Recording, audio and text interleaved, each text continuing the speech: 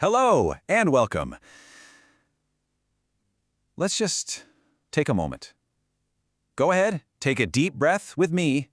Together, let's create a little pocket of stillness, a quiet space where we can explore a path to inner peace. So, our journey, it starts right here, in the one place where every single one of our experiences begins, our own mind. It's such a simple idea, isn't it? And yet, it's so powerful. It's really the foundation for everything we're going to talk about. Okay, so the very first step on this path, it asks for a pretty big shift in how we look at things. It's this deep realization that our inner world, our thoughts and feelings, they aren't just part of our reality. They're what actually created. Just think about that for a second. What this really truly means. We're not just talking about how our thoughts affect our mood. No, it goes so much deeper. The idea here is that our entire existence, the world we see all around us, is a direct reflection of what's going on inside. It's a total game changer of a concept. And you can see exactly how it happens. There's this clear progression, like a chain reaction. It all kicks off with something so small, so seemingly weightless, just a single thought. Then that thought becomes a word. That word turns into an action. That action, repeated, becomes a habit. And before you know it, that tiny little thought has hardened into the very core of your character. Well, if our thoughts really have that much power, then it only makes sense to turn our attention inward, doesn't it? Let's just gently take a look at the things that disturb our inner peace. Let's explore how we might begin to quiet them down.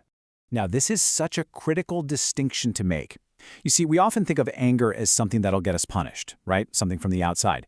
But what if the anger itself is the punishment? It's like a fire, and it only burns the person who's holding on to it. And this comparison just lays it out so clearly.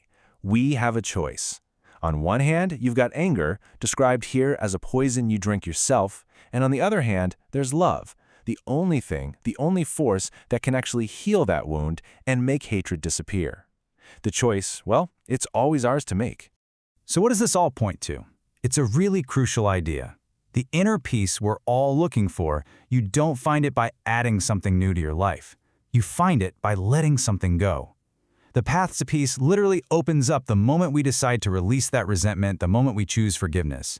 And this is the step that so many of us miss. It's absolutely vital.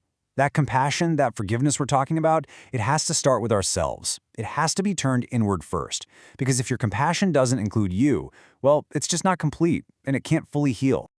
Okay, so as our mind starts to become a little calmer, as it's freed from the heat of that anger, we can find our anchor. And where do we find it? In the only time that actually truly exists. Right now, the present moment. It's pretty amazing when you think about it.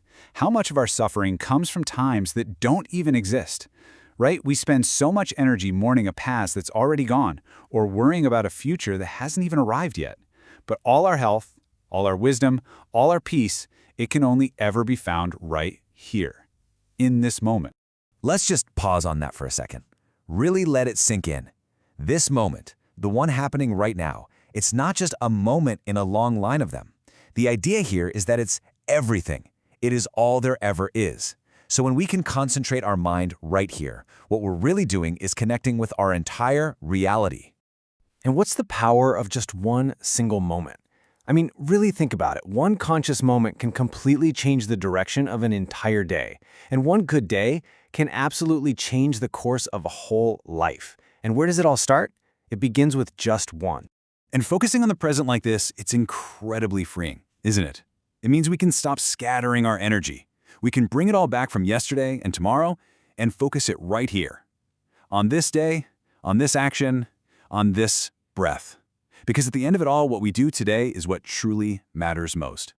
All right, so we've found our center in the present moment. Now what? How do we actually move forward from here?